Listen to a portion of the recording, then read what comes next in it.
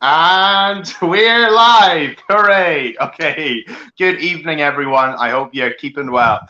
And a very warm welcome to episode 5 of the Dundee University Comedy Club Open Mic. Tonight we've got 6 wonderful comedians lined up for you. They're all going to be absolutely fantastic, and they're all new, so I'm delighted with that. And we're going to talk about funny stuff in lockdown and in the world. So it's going to be fun. I see we've got one viewer already. Thanks, Mum. So let's get going. People have been talking about lockdown and keeping fit. I heard that some people have been doing yoga every day of lockdown. And I thought, whoa, that's a bit of a stretch. Yeah. We had my birthday yesterday, and I got a thesaurus. Of all the presents, I got a thesaurus. I got a thesaurus, right? And it's the worst thesaurus in the world. Not only is it awful, but it's also awful, I suppose. You want to be safe. You want to be really safe in these times. And, you know, there's that saying that goes around to say, an apple a day keeps a doctor away. But in times of social distancing, remember, an onion a day keeps everyone away. You'll love it, right? That's good. Let's keep that energy, right? So, talking about food, I was part of a secret cooking society for a short while. Secret cooking society, until eventually they kicked me out because I spilled the beans. I feel like this is going okay, you know. I feel like my job as a comedian is secure because no one else wants it. I've been trying to learn lots of new stuff. And one thing I'm trying to master is human cloning. I want to learn human cloning. And I thought, if I can't master human cloning, I won't be able to live with myself. Stakes are high, right? Stakes are high. I've been doing a bit of writing in lockdown, and I just wrote a book on reverse psychology. So don't read it. I've got this friend. I know this friend, and he keeps telling me, right, he's a pathological liar, but I don't believe him. Anyway, but like, you know, he's a bit of a pain, right? He's a bit of a pain. The other day he was telling me, he said, Conor, you have no willpower. And everyone tells me that. They say, Conor, you have no willpower. Of course I got willpower. I've given up drinking hundreds of times.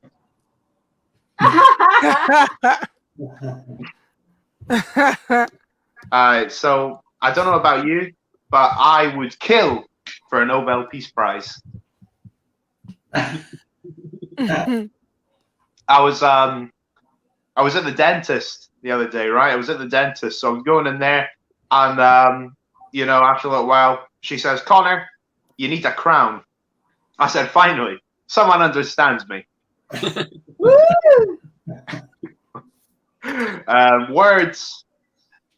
Words cannot express how limited my vocabulary is.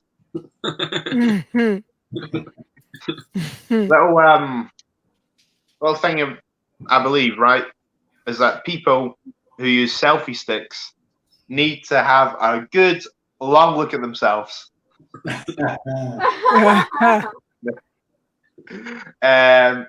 Little fact about me, I've got a unique skill. I've got this cool skill. I can spot judgmental people just by looking at them. Just by looking at them, you know. I've been doing a lot of jobs in my time. Been doing plenty of different jobs. My most recent job was I was working as a set designer, and then they fired me.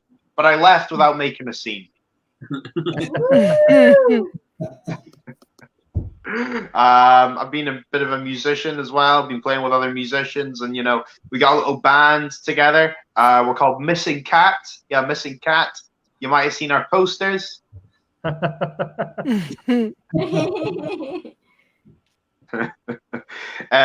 I was in the street the other day, walking down the street, and I saw one of those guide dogs, but it was absolutely useless. You know, I knew nothing about the town. There was something nasty I saw the other day. You know, lockdown does make people a bit anxious and stuff. I saw two blind people having a fight, but they quickly broke up when I said, "My money's on the one with a knife."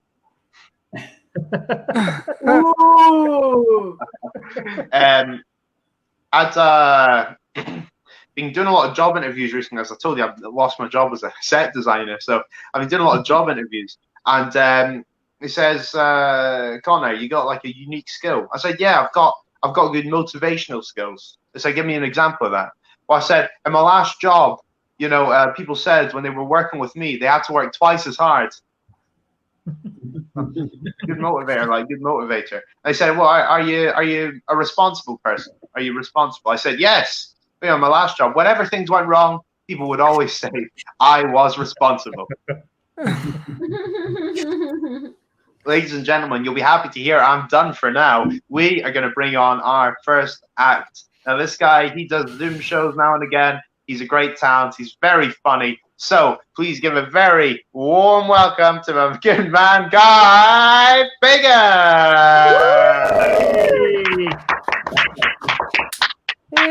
What a warm welcome. Fantastic, Conor. And it's great to see an MC actually doing a show from his shower. Definitely one of the cleanest comics around, I would say. But I can hear everyone's laughter, but I can't see you. It's like doing a show blindfolded. See my captors. So you better all laugh because you know we want to get some ransom money. But probably the more jokes to tell, that ransom money will be coming down. It was your wife's birthday last week, and just managed to, just before lockdown, take her out for a slap-up meal. I got a slap, and she threw up. To ignore the food hygiene ratings. But seriously, it was a Japanese meal, and it was a lovely meal. Really enjoyed it. And I said, this is almost as good as the meal you cooked for me last week. She said, darky. I said, no, I'll stick to beer, thanks. But I'm a very superstitious man. When I see one magpie, I've got to look for the other one, or else something really bad might happen. Like that time I had that horrendous car accident. That will teach me to go bird watching on the M25. But I know it must be a privilege for you all tonight, being in the presence of a genuine Instagram influencer. Oh yeah. All the fashion labels are giving me shitloads of money not to post pictures of myself wearing their clothes. And I recently appeared on an episode of Queer Eye. If you've never seen the show, it's basically where they do makeovers for people who definitely don't want to be on telly and definitely don't want to have a makeover. And Tan, he's a fashion expert. He was showing me how to do this French tuck with me shirt. Well, I've actually got a Belgian tuck going on today. It's a bit like a French tuck, but it's more forgiving after 10 pints of Hoegaarden and a beef carbonade. I have actually been trying to get healthy and trying to cut down my drinking, and I realised that Tennant Super have actually brought out a low alcohol version. Oh yeah, it's called Tennant Super NQAF. Only 8.9% alcohol per volume. But you might have detected from my accent, I'm actually from the northwest of England. I'm a northerner. And I want to set the record straight once and for all. We don't eat our firstborn. We don't scratch cards. But yeah, where I'm from, it's called the Wirral Peninsula. And if you don't know what a peninsula is, it's a geographical term. It means surrounded on three sides by the Scousers and the Welsh. Come on, this is geography. We might have some Americans in. It's a very friendly place, but it's a bit behind the times, I've got to say. In fact, I went out for a night out there. By the end of the night, I had 200 extra friends on MySpace. And then it all made sense the next day when I saw the headline, Wirral, stalking capital of Britain. Now, is there anyone in from the Wirral tonight? Thank fuck for that. I've shaken me stalker off. Where I'm from, town of Birkenhead, on the Wirral, we're very proud of our architecture. In fact, if you can imagine, if Leonardo da Vinci designed a Mecca Bingo and a couple of Aldi supermarkets, blindfolded, and then bombed the shit out of them, that's Birkenhead after the programme of gentrification. But if you're in Birkenhead, you can look across the River Mersey and you can see the fantastic view of the skyline of Liverpool. You can see the cathedrals, the Liver buildings, the Three Graces, Jones, Kelly, and by the grace of God, what the fuck has she done to her eyebrows? What did the Scousers get to look at? Birkenhead. But I've been living in London for a while now, and they tell me that being a Londoner is a state of mind. It's not about where you're from. And normally about 11:30 every Friday night, that state of mind is absolutely wasted and slightly paranoid. If, like me, you've ever taken the N29 night bus back from a night out, completely shit-faced, you'll know exactly what I'm talking about. I mean, funnily enough, shortly after that incident, I lost my licence to drive a London bus. But we've been in lockdown, and we're going back into lockdown again. But I remember in the first lockdown, a lot of people got creative. There was some amazing poetry written in lockdown, and even some fantastic comedy. Not in this set. But what did most of us do? Try and replicate the experience we usually get in our favourite fast food restaurants and do it at home and post it online to all our mates. It was cool. Hacking McDonald's.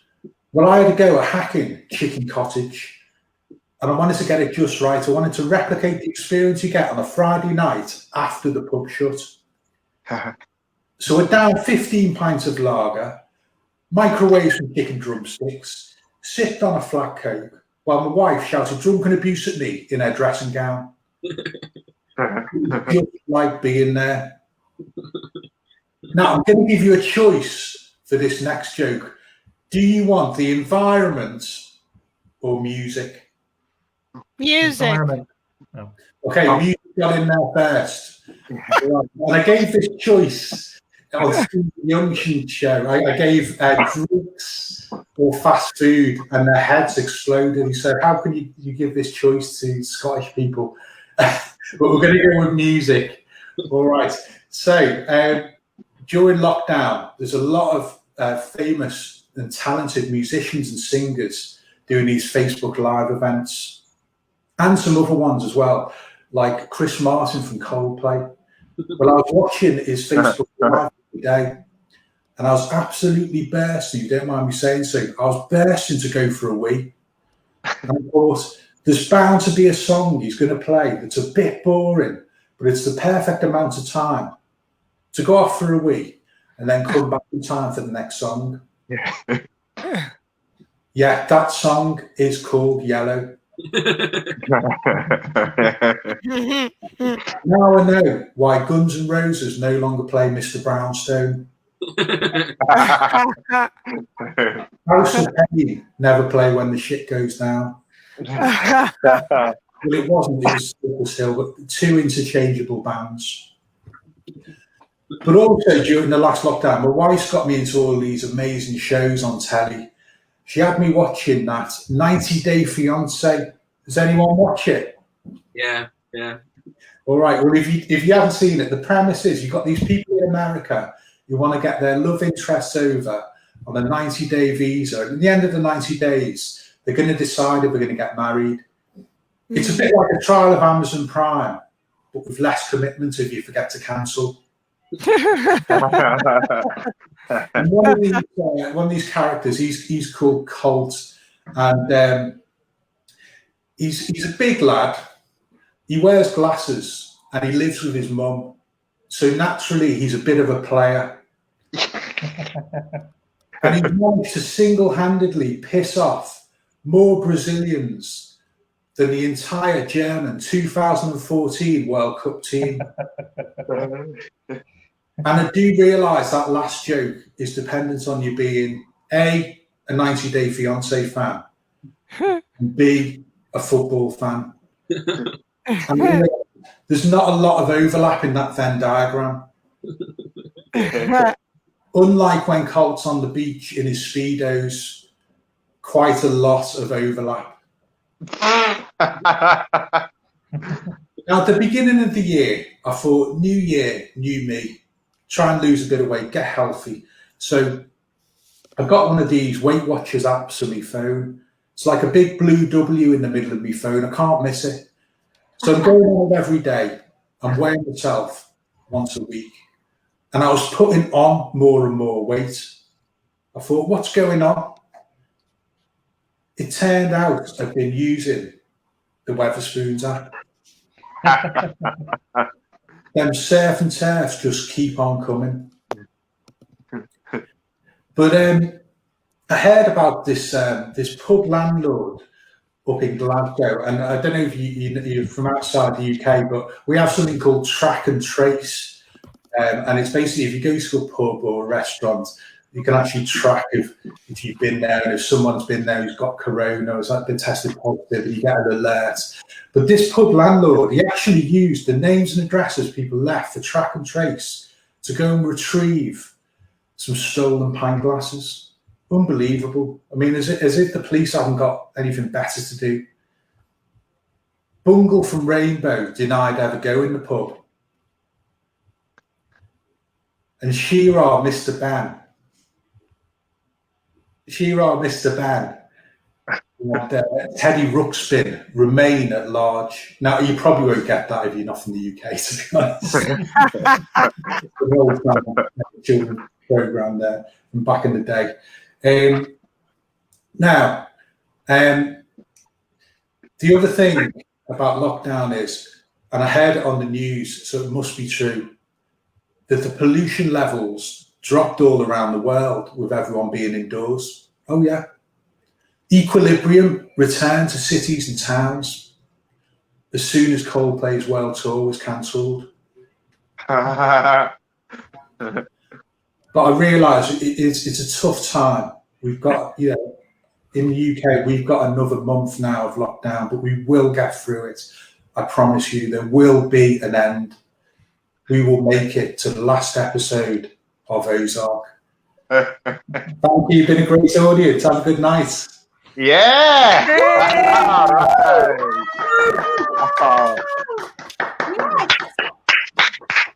Give it up one more time for Guy Fagan.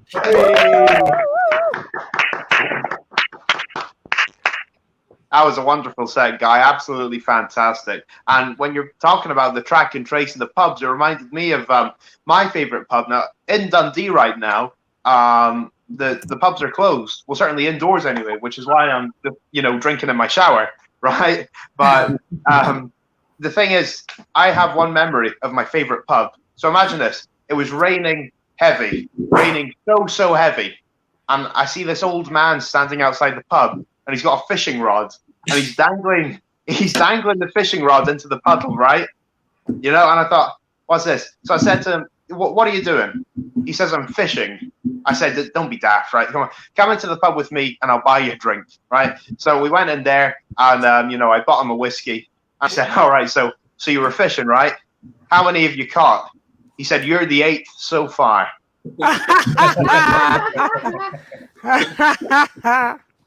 More fool me, more fool me, right?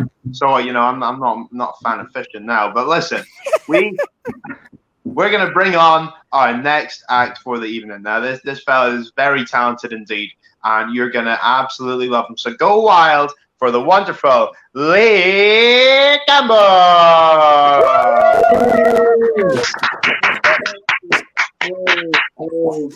Hi, my name's Colt. You may have seen me from such programs as 90 Day Fiance,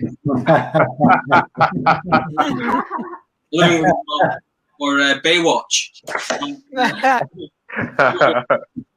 No, my name is actually Lee Campbell. I hope you're all doing very well. I, for one, am doing fantastic. Thanks for asking me. I know what you're thinking. You're thinking, that's an interesting spell. My name's Lee, Leigh. Should do that first. As you can see on the screen. You might be thinking, it's an interesting spelling, and you're right. It is an interesting spelling. Some say that it represents strength in ancient Gaelic or nobility in Old English.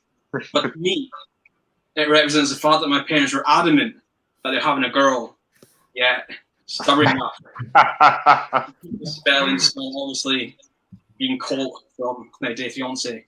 As you can imagine, having a name like this does lead to many awkward situations.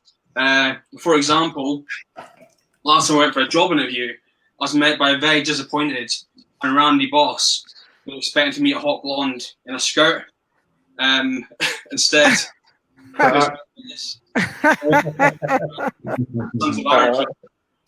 a skirt. It's even worse when you're invited to a stag do and the rest of the guys just assume that you're the stripper in the chat.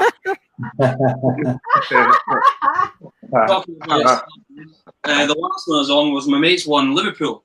Now, out of all the things that the best man could organise, he decided that we'd go paintballing. Turns out, the funny thing about paintballing is, when you agree to it 5 months out, it's a really fun idea. However, when you're waking up at 9 a.m. in the morning, hungover, and told that you're going paintballing, you suddenly find God. And start to do a lot of researching and confessing for previous sins.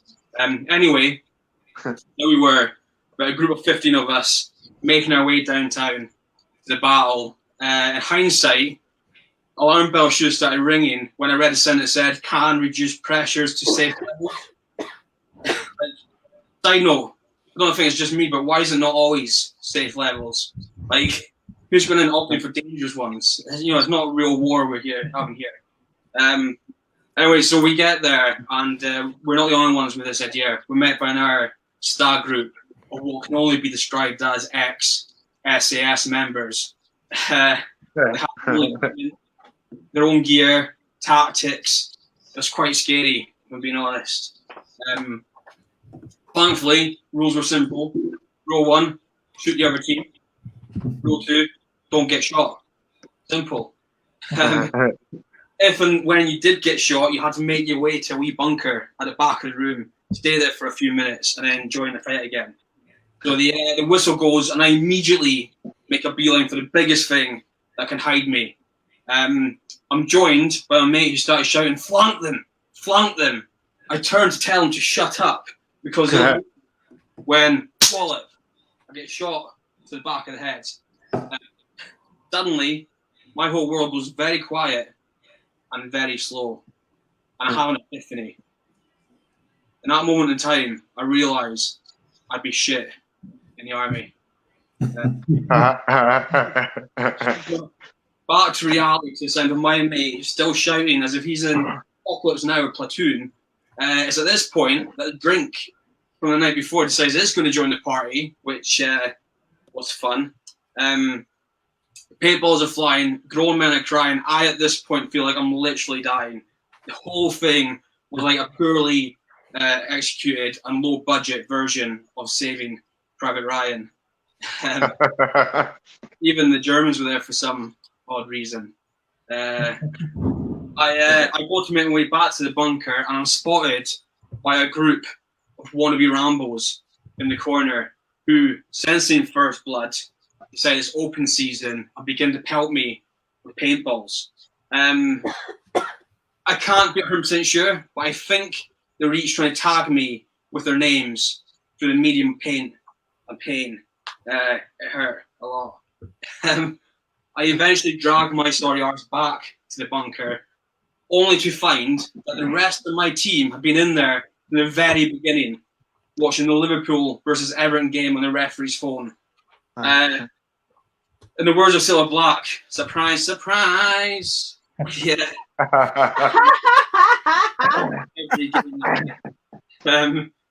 But it wasn't a complete waste. No, I learned a valuable lesson.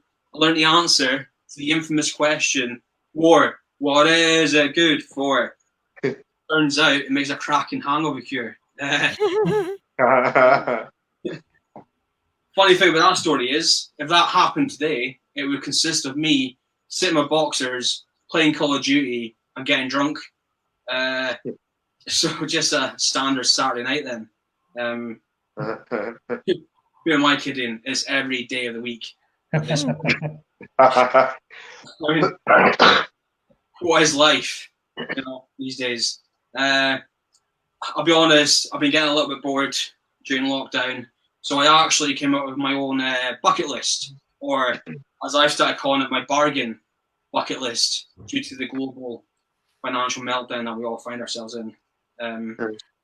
So I thought I'd share some ideas with you, maybe inspire you to do the same. So if we're all good, I'll run through some of them. You all good with that?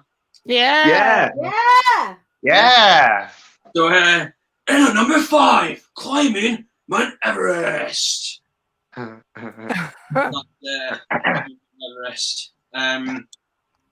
As you can imagine, it's been pretty tricky, not least the fact that I live in a bungalow. So, I've just been climbing up and down the front 2 steps for the last 6 months. Progress is slow. At this point, I think I made it to the Everest car park, the window shop, not the actual mountain. I don't think the mountain has a car park, to be fair. My parents, to their credit, have been helping me. They've been chucking crushed ice at me to help replicate some of the conditions I face up there. It started out as crushed, and then the dispenser broke. So for the past 4 months, they've just been lobbing blocks of ice at me, which hurts a lot, not gonna lie. Lots of pain. But anyway, it's not about the journey, it's about the destination. That's what they all say. And I can't wait till I get up there and see the images. I mean, all the Everest adverts have said that it's the window to the world. And number 4, swimming with dolphins. That's swimming with dolphins. So on further investigation, turns out I don't actually have any dolphins local to me. We do have a pond, so I've tweaked it slightly, so it's swimming with fish instead. Although the pond's only 2 feet deep, so it's less swimming as it is wading with fish. And since they died years ago, it's just become wading in fish mush, which isn't as glamorous as dolphins, but it's another one ticked off the list. And my feet have been fantastic ever since. Yeah. And number 3, skydiving. That's skydiving. Simple one. I've just been jumping off slightly tall things in the garden, like tables and chairs, with a bag of life strapped to me. It's pretty exhilarating, not gonna lie. Not knowing when you're gonna hit the ground before the bag opens. Like I said, it doesn't. It's only short things I've been jumping off. But I'm happy to announce that I've got no broken bones, scrapes or bruises. I can't say anything about the bag. That's torn to shreds, destroyed. I wasn't going to talk about it, but I feel like I've now got to address it. That whole bag for life thing is a bit of a con, unless it's working to marriage ideals of life, and this is its slow and sad attempt at divorcing me, which, if that's the case, it's pretty depressing for both me and the bag. And number 2, jewel thief. That's jewel thief. I I figured, seeing them already walking about with a mask and gloves on, might as well. It'd be rude not to. Although I am finding it a bit difficult and time consuming having to wipe down everything with hand sanitizer before I chuck it into the old swag bag. I don't know about you, but my glasses get quite steamed up when I'm wearing a mask. So I rarely get through a house without making a mess or a racket. And fun fact, there's only so many times you can get away with the excuse, wait a second, this isn't my house, when you're caught by the homeowner. It's twice. Get you. And then the cops are called and no one's having a good day after that. In at number 1, I'll come clean. I ran out of ideas after the first 4. In hindsight, I should have reversed the order so it wasn't as obvious. Now I feel it's just getting awkward because I've got nothing to move on to. They say in comedy, the rule of comedy is always leave them wanting more, and I feel like we're all wanting more right now. So I think that's a good time to leave it. Thank you very much. I've been Lee Campbell. You've been the audience. This has been great. I'm loving the show. There's brilliant arts coming on, brilliant arts before. So I'll hand it back to you, Conor, and yeah, enjoy the rest of the night. Thank you. Bye bye. Yeah. Oh, fantastic. Everybody, give it up one more time for Lee Campbell. Fantastic set and finished with some very good advice, my friend. And I've heard that before because my grandfather would always say that the first rule of theatre was to leave them wanting more. And he was a great man, but a terrible anaesthetist. So I gave you a wee story about the pub earlier. I'll give you another wee story. I've been trying to learn how to drive right now. I've been learning for such a long time, and I'm still learning how to drive. So I was in the car with my instructor, and I'm driving along, and guess what? I drove through a red light. He said, Conor, you just drove through a red light. You could have killed us. I said, relax. My brother does it all the time. And then there was a second red light, and I drove through that.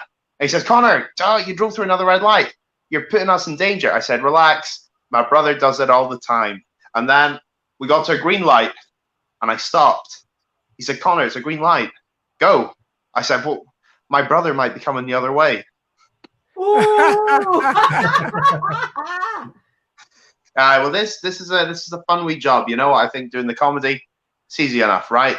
I can think of a job that's a wee bit easier than comedy. That's being a hostage. I could do that with my hands tied behind my back.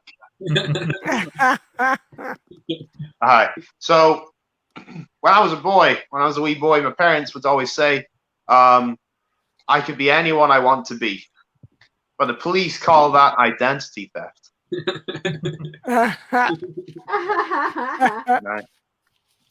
Quite excited. I've got a blind date tonight.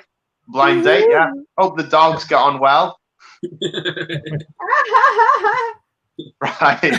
But talking about like dogs, our next act is a cat. Well, she's got like the word cat in her name, right? So please give it up. She's very funny. You're gonna think she's fantastic. She is wonderful. So give it up for Kazi Sopa. Yeah, all right. Pussycat Bangkok. The floor is yours. Thank you, Conor. Hello, boys and girls, and everything else in between. Nowadays, we have to include everyone, right? And the reason I have to have this name, Pussycat Bangkok, because if I try to tell you my real Thai name, we will sit here until Christmas. And I hope you all can remember my name, because in my name, Pussycat Bangkok, I have pussy and I have cock with the bang in the middle.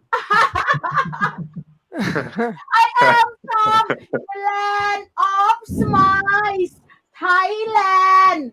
But when I smile here, people tend to think I try to sell a DVD. Or they probably think I am walking around offering a Thai massage with a happy ending. By the way, guys, I just want to remind you, we still at the comedy show. We are not on Pornhub. I am not gonna start shooting out any ping pong because a lot of people think that's what Thai women good at. For example, if you're a woman from Italy, people probably think you're good at making pizza. If you're an English woman, people might think you're good at water sport. Because England is raining all the time. How about a woman like myself from Thailand? Do you think on Sunday afternoon after lunchtime, me, my mommy, my auntie, and my granny are we sitting around shooting out ping pong off each other vagina across the room? For me, people said they don't like the lockdown, but lockdown for me it's been much better because I have been prepared in 2008. No. I wasn't been in jail. I haven't harassed any young man. Even so, most people tend to think I am a MILF. No, I am not a mother. I just love to.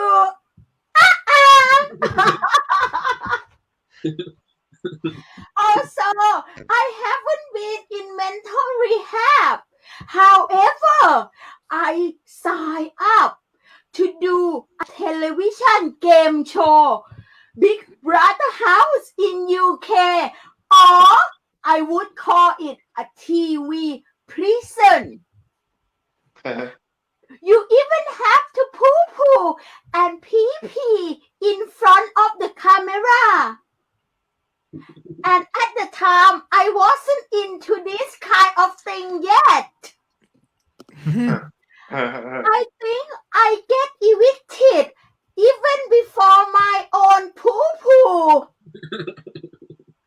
A lot of the time nowadays, when we feel lonely because we stay in the lockdown alone in the house, what I tend to do is I tend to order take away. Like today at 3 a.m. in the morning, my front door got bang by the KFC delivery guy. I have to get up and let him out of the house. Also, nowadays, going out is reminded me of when I go to the S&M sex party because we have to put gloves on. I walking around Tesco look like I am ready to do a fisting. And when I walk around Tesco, people always looking at me. I'm not sure why. Do they think I am a patient zero? Or do you think they just like an Asian woman wearing masks?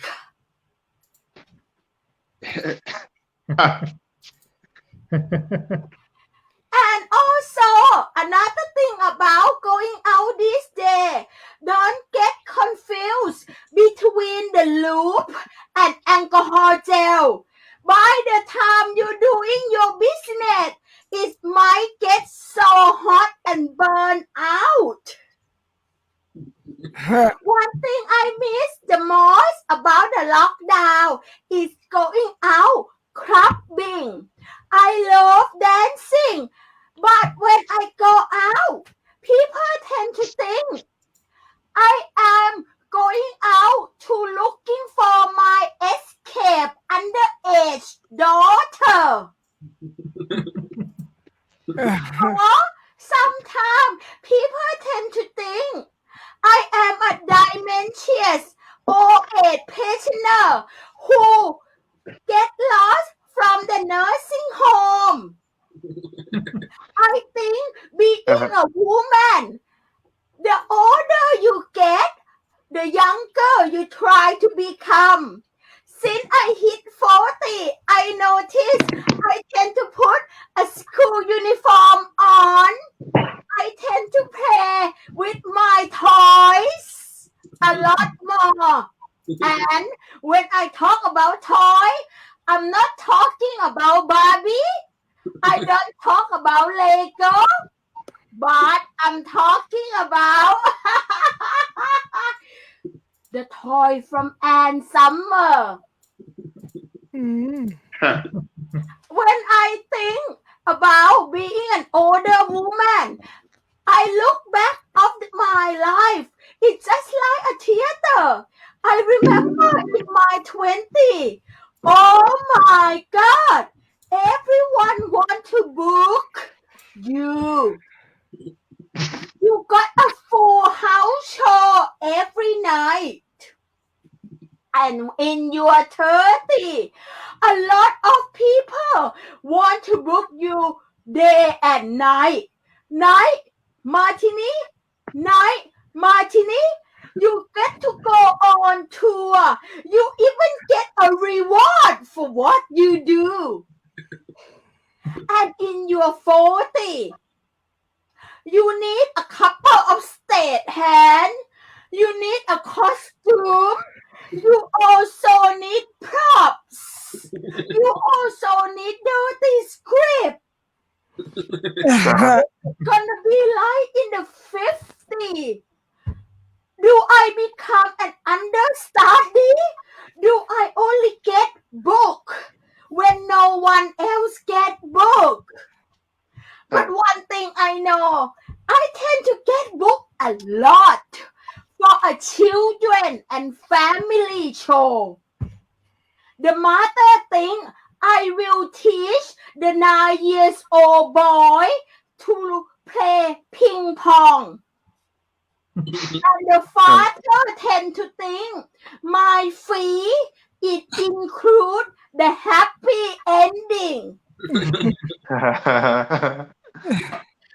I think the best month of the lockdown it is in August because I have been busy. You know why? Because everyone tend to want a Thai takeaway and tend to think I come with peanut sauce and sticky rice. And they also think by eating me out, it will help me out as well. Before I go, I'm going to not disappointing you. I'm gonna give you a happy ending with Pussycat Bangkok.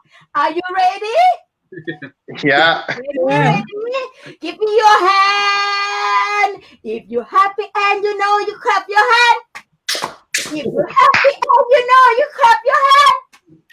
If you're happy and you know, and you really want to show, if you're happy and you know, you clap your hand. Time for me to go now. Goodbye. All right. Yeah. All right, everyone. Give it up for Pussycat's Bangkok. Fantastic stuff. Oh, yeah, that was phenomenal. Well done. Well done. I'll tell you a wee story, right? This morning, I was walking past the cemetery and I saw a fella crouching behind a tombstone. I said, morning. He said, no, I'm just having a shit. So I was doing another job interview. I've got plenty of these, never go well, right? And the interviewer was saying, Conor, a little test for you. And he gave me his laptop. Yeah, he gave me his laptop and he said, listen, I want you to try and sell this laptop to me. Pretend to sell this laptop to me. So I picked up his laptop and I ran out of the building. A few minutes later, he gave me a phone call. He said, what are you doing? Get back here with my laptop. I said, £200 and it's all yours. Yeah, you know what? It's these times in lockdown, you know, you really start to appreciate who's nice. You know, you really want to keep your friends close, right? Well, my neighbors give me a rough time, right? I always thought my neighbors were nice until they put a password on their Wi-Fi.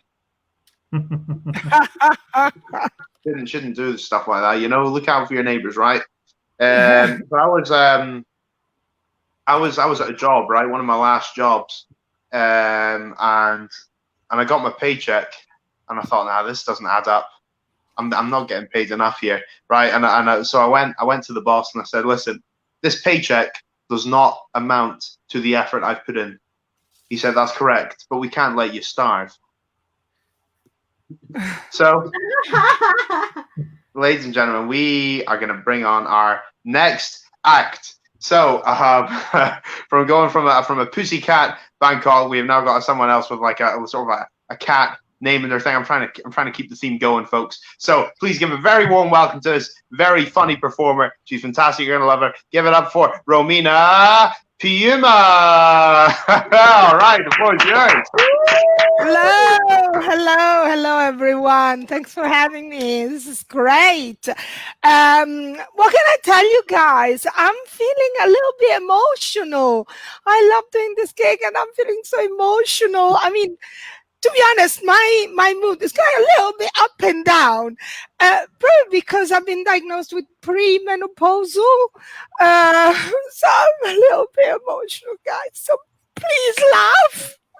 Otherwise I cry. Or I can kill you at the same time. I don't know. It's just I feel a bit like how can I say that I have a double personality at this moment. But it's gonna be fine. It's gonna be fine. So yes, as Conor said, my name is Romina Piuma. Yeah, there's a bit of a theme tonight. Yes, but as Pussycat was saying, she is not a MILF, and I am more of a cougar than a boomer. To be honest with you, which is the modern term for spinster, right? But I'm a modern spinster. I don't have any cats. No, the only pet I have is a rabbit. It's cute, right? That one with batteries. Low maintenance. Just have a drawer full of batteries ready to go, and you are happy all the time. There you go. What else? Let me get the elephant in the room out of the way, guys. I think you can probably tell by now that I am Italian. I didn't have a stroke. That's just my accent. And yeah, so as I said, I'm premenopausal. I'm getting older, but to be in menopause, to be honest, I'm a little bit young still. But it's menopause and old. But you know, I don't know. You are in the room, guys. You are all quite young, so you haven't got a fucking clue what I'm talking about. Like you will feel this in a few years, right? In a few years, basically, I developed in the last couple of years some intolerances. I became intolerant all of a sudden to apple juice and green salad. I know. When people invite me for dinner, they always ask, is there anything that you don't eat? I say, yeah, green salad. Fuck off. They don't believe me. But I do. If you try to give me green salad, I'll turn into the exorcist in no time. So it's not a nice image, right? But mainly, I have become intolerant to people. And thanks God for lockdown, so I don't have to see those people. I mean, it's good Zoom, right? It's good Zoom because, when you get a little bit fed up, you just pretend that you're frozen and you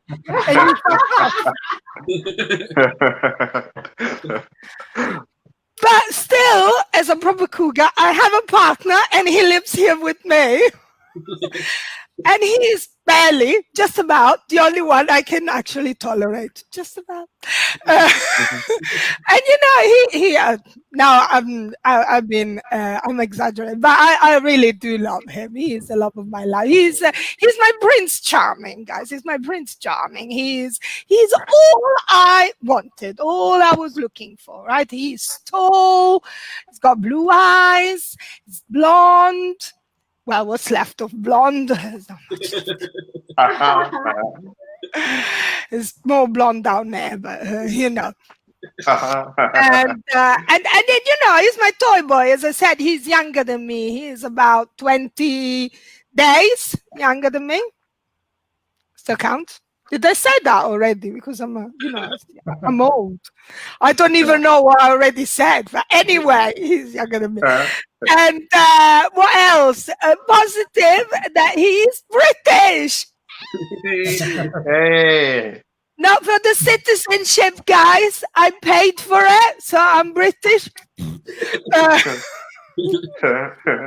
Fuck you, Brexiteers. Can't keep me out anymore. No, it's because, he's being British and I'm Italian.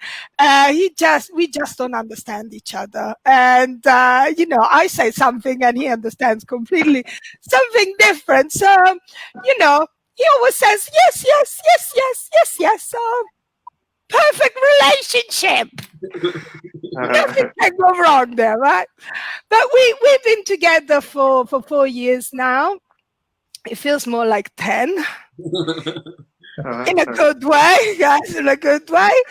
He actually proposed, was it last year? I think last year. And then this whole pandemic happened. So God knows if we're going to ever get married.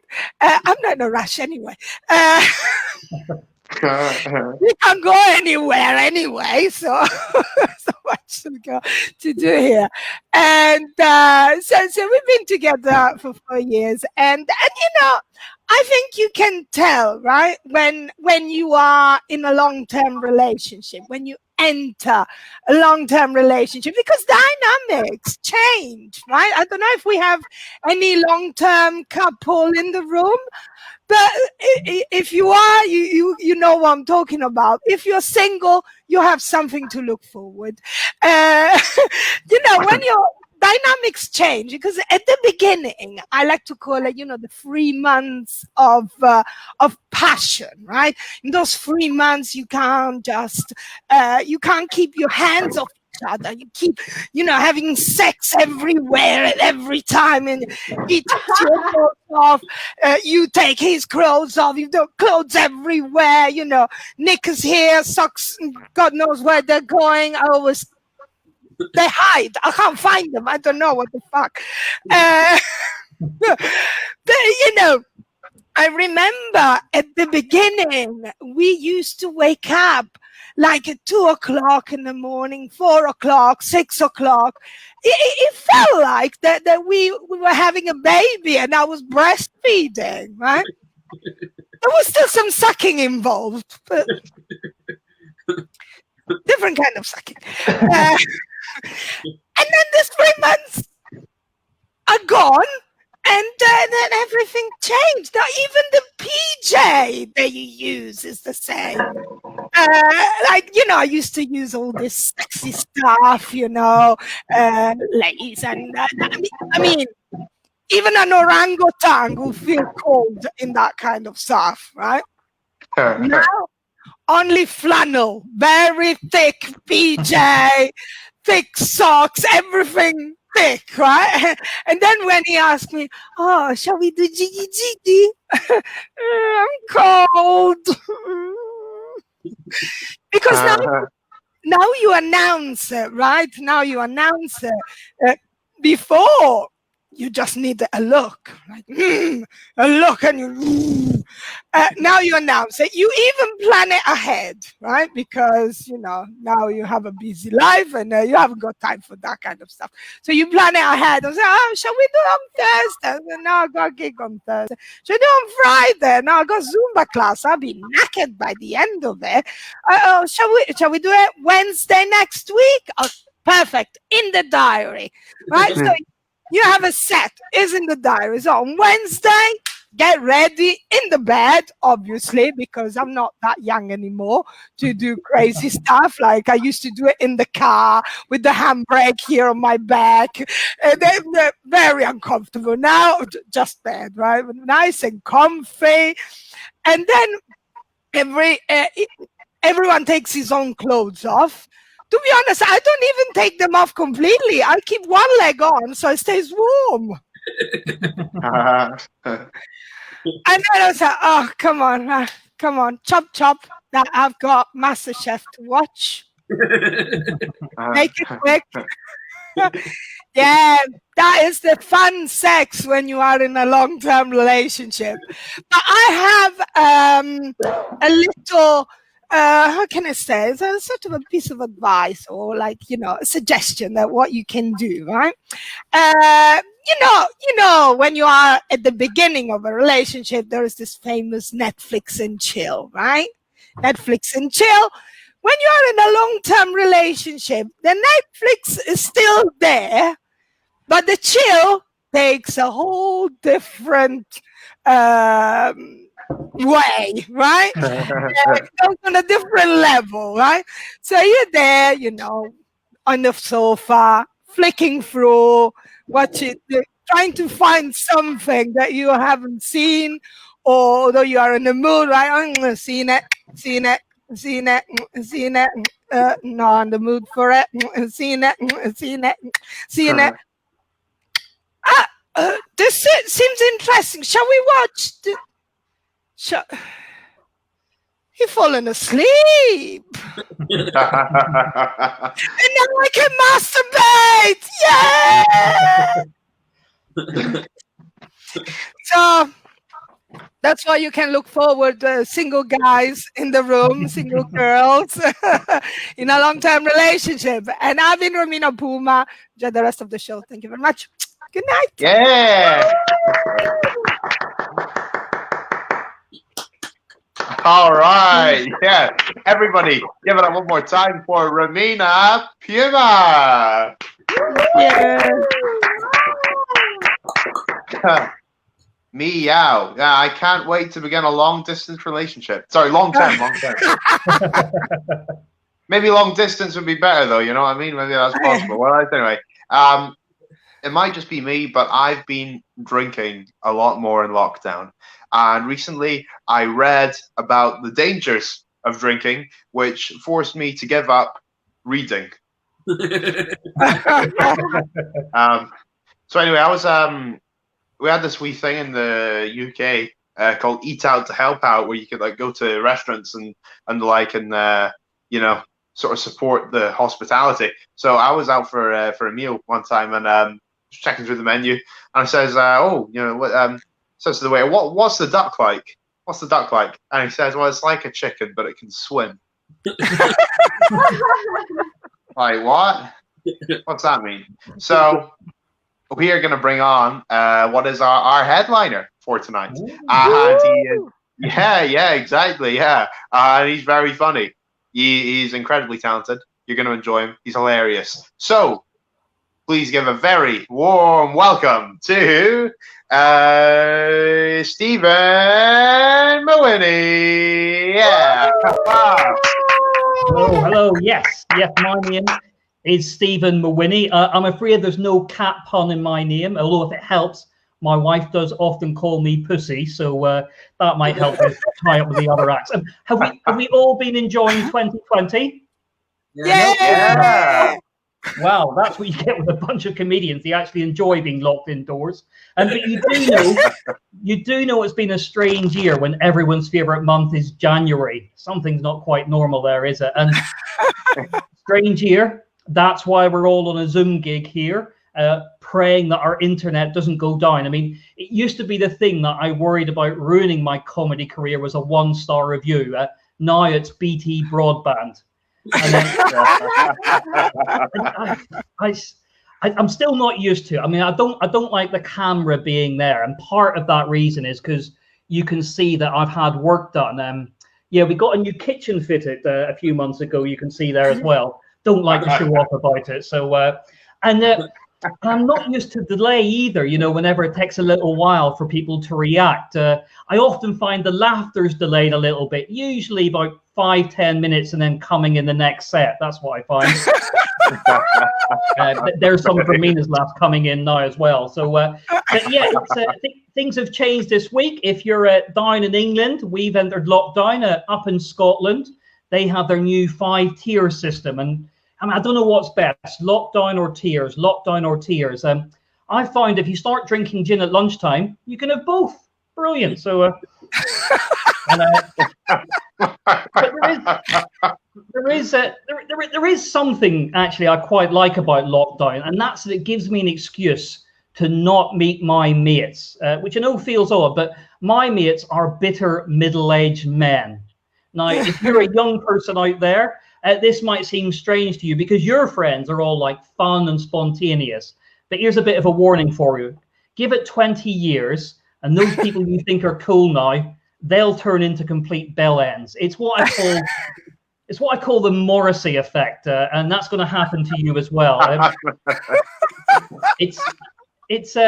It's why I've ended up with the friends I have, with Gary and Pete. They're the sort of people who like to give you their opinions, or as they call them, facts. And they get angry. They get angry about a lot of things. And there's one thing in particular they're really angry about at the minute. It's this. I'm sure we're all familiar with it now. It's the face mask. They hate it. Oh, the time they go on about it. Actually, I should be fair.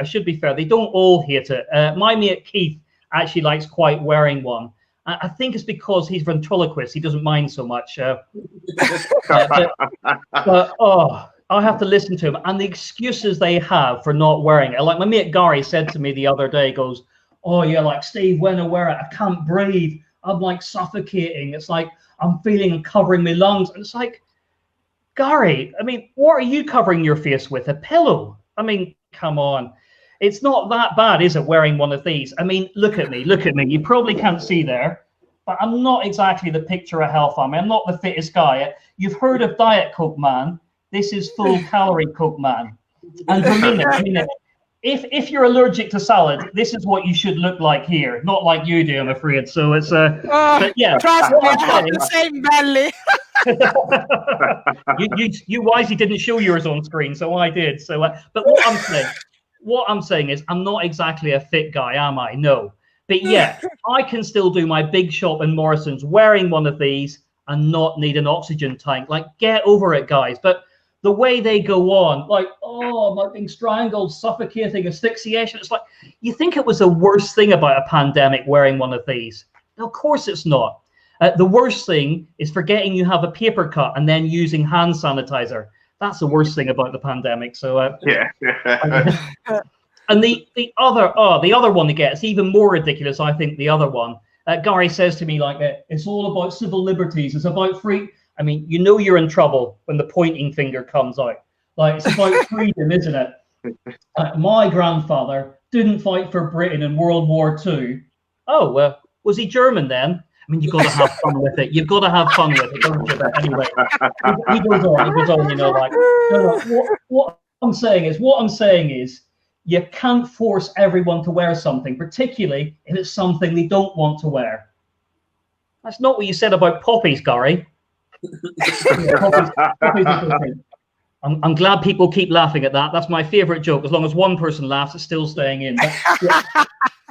He goes on. Steve, the finger's back again. Steve, what I'm saying is, nobody who would fight for freedom would want to cover their face.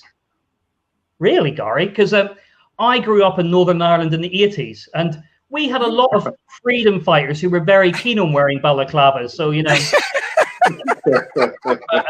but you know, in the end, I get fed up listening to them, and you know, you just want to wind them up a little bit. So I say to him, you know who's behind these, don't you? These face masks, Brussels, and that's them gone for about 20 minutes. Get a bit of peace and quiet. now, normally I'd end my set there, but we have a little longer tonight, so I'm going to pretend that you've all been shouting encore just now. Thank you. You picked up on the cue there. And rather than save my best material to the end, I thought what you really want this Friday night is to hear some hastily written jokes about the US election. So here we go. Strap in. Let's see how this goes down, because we just wanted to win, don't we? And in fact, I'm really annoyed that the polls got it so wrong. And I know they're getting stick for that in America. My friend, she's a pollster there. I tried to give her a call to give her a bit of comfort, but I couldn't get through. She'd given me her wrong number.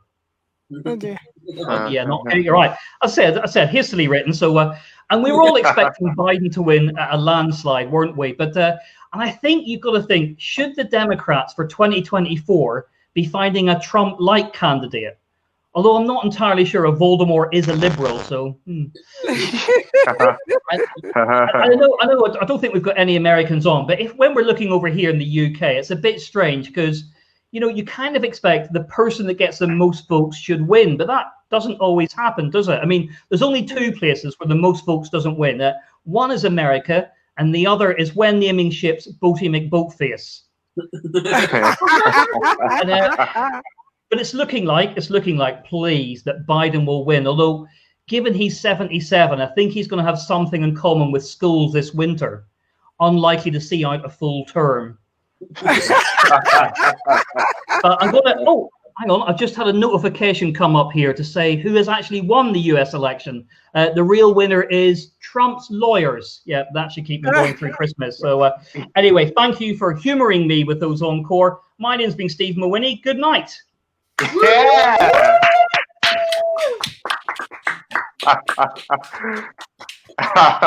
Give it up one more time for Steve Mawhinney. I really loved those election jokes, man. They were fantastic. So, little fact for you. Did you know that if you get piranhas, a bunch of piranhas, they can strip the flesh off a man in 15 minutes. And also, just last week, I lost my job at the swimming pool. So I give you a wee scenario for you. We've all been here, right? We've all been here, whether it's locked down or not, right? So you're on the toilet, right, doing your business. You're finished, right? You go to grab some toilet roll. It's not there. There's no toilet roll. And you do that awkward walk to the toilet roll, you know, with your trousers around your ankles. You know, it took me 3 hours to get to Tesco. Right, you know, I'm there making a literal arse of myself.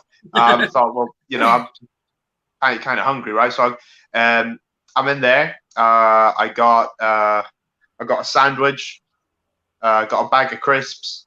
Yeah, and I'm, you know, at the checkout, and there's this young lady working at the checkout, and she says, "Do you want to go for a drink?" I said, well, "I'm flattered, right? But you know, I've got a girlfriend. You know, I can't." She said, "No. Do you want to go for a drink? It's part of the meal deal." I don't know. You know, I mean, so folks, with that, we are at the end of another wonderful show. So please join me one last time to give an applause for all our wonderful acts. We started off with Guy Fagan. Yeah. Then we had the amazing Lee Campbell. Fantastic. Then we had Pussycat Bangkok. I will learn to say that name with a straight face one day. After that, we had Romina Puma. And finally, we had our wonderful headliner, Stephen Mawhinney. So, ladies and gentlemen, that is the end of another episode. Thank you for joining me, and we'll be back next week with a host of new acts and maybe some old ones. Why not? So, all that remains is for myself and the others to wish you goodbye. You have a good way, folks. That was wonderful. All the best. And we'll see you next time. Goodbye. Bye.